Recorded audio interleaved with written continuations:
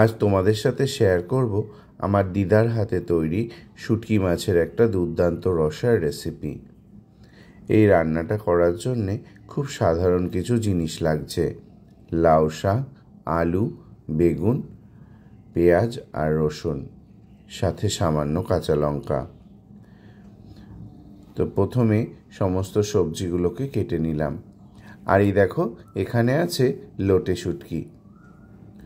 লোটে শুটকিটা কিন্তু খেতে অসাধারণ লাগে। যারা শুটকি মাছ খায় তারাই বুঝতে পারে শুটকি মাছের কতটা টেস্ট হয়। তো প্রথমে শুটকি মাছগুলো ভালো করে লম্বা লম্বা করে কেটে নিলাম। এবারের কাজটা হলো লাউ শাকটা ভালো করে ভাপ দিয়ে নেব।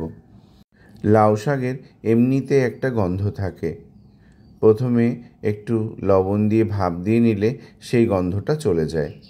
আর লাউ শাকগুলো একদম কচি, আমার এক ছাত্রের বাড়ি থেকে লাউ শাকটা দিয়েছিল। লাউ শাকটা থেকে দেখো কীরকম কালো জল বেরিয়েছে। তো লাউ শাকটা ভালো করে ভাপ দিয়ে নিলাম। খুব বেশি সেদ্ধ করার দরকার নেই, মোটামুটি ভাপ দিয়ে নিলেই হবে। এবার জলটা ঝরিয়ে নিলাম। এবার কড়াই বসিয়ে দিয়ে কাজটা হবে শুটকি মাছটা ভালো করে গরম জলে ধুয়ে নেওয়া। কারণ শুটকি মাছটা অনেক সময় বালির মধ্যে মেলে দেয় শুকানোর জন্যে, অনেকটা বালি থাকে। এই বালিটাকে তাড়ানোর জন্যে শুটকি মাছটা ভালো করে ধুয়ে নিতে হয়।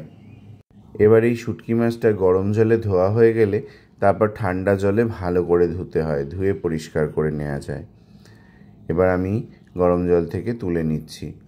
এতে বালিটা নিচে পড়ে যাবে যদি বালি থেকে থাকে।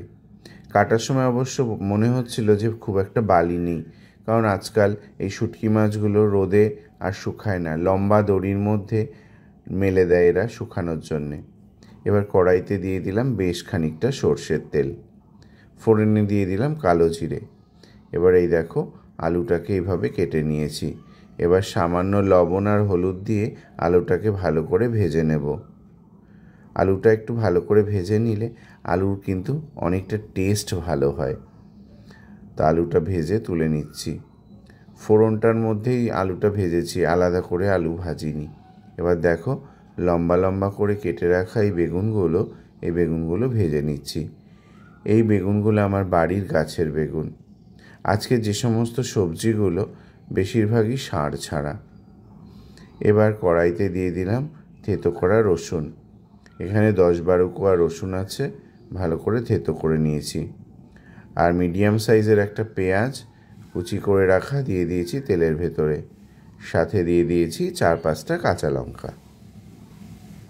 এবার দিয়ে দেব ধুয়ে রাখা শুটকি মাছগুলো। এবার একটু ভালো করে নাড়াচাড়া করে ভেজে নেব। এই দেখো এবার এর মধ্যে দিয়ে দিচ্ছি হলুদ গুঁড়ো আর সামান্য লবণ। লবণের পরিমাণটা একটু বুঝে শুনে দিতে হবে। তো এই দেখো মোটামুটি শুটকি মাছটা প্রায় ভাজা হয়ে এসছে। এবার ভাপ দিয়ে রাখা লাউ শাকটা দিয়ে দিচ্ছি কড়াইয়ের ভেতরে। এবার ভালো করে নাড়াচাড়া করে নেব বেশ কিছু সময়। কষানো যত ভালো হয় রান্না কিন্তু তত ভালো হয়। আর এই সমস্ত রান্নাগুলো একটু স্লো আঁচে করাই ভালো, বেশি জোরে কখনোই জাল দিতে নেই। এবার দেখো ভেজে রাখা আলু বেগুনটা দিয়ে দিচ্ছি কড়াইয়ের ভেতরে, আর খুব ভালো করে মিশিয়ে দেব। যেহেতু সবজিগুলো আগে থেকে সেদ্ধ করা ছিল, এর মধ্যে জলের পরিমাণটা কিন্তু একটু বুঝে শুনে দিতে হবে। বেশি জল দিলে কিন্তু আবার ভালো লাগবে না। মোটামুটি তরকারিগুলো যাতে ডুবে যায় সেরকম জল দেওয়াই ভালো। তো এবার ঢাকা দিয়ে বেশ কিছু সময় রান্না করব। এবার দেখো ঢাকনাটা তুলে দেখে নিচ্ছি। রান্নাটা কিন্তু প্রায় হয়ে এসছে, আর সবজিগুলোও বেশ সুন্দরভাবে সেদ্ধ হয়ে এসেছে। যারা শুটকি মাছ খাও না তারা একবার খেয়ে দেখো, খুবই ভালো লাগে খেতে। আর এইভাবে একবার আমার দিদার স্টাইলে রান্না করে দেখো। রান্নাটা একদম রেডি, এবার এটাকে সার্ভ করে নেব। ভিডিওটি তোমাদের কেমন লাগলো অবশ্যই কিন্তু কমেন্টসে জানিও। আর এরকম সাধারণ রান্না কারা কারা খেতে ভালোবাসো কমেন্টস করতে ভুলো না। রান্নাটা কিন্তু অসাধারণ হয়েছিল। গরম গরম ভাতের সাথে এই মাছটা খেতে কিন্তু অসাধারণ লাগবে। সকলকে অসংখ্য ধন্যবাদ।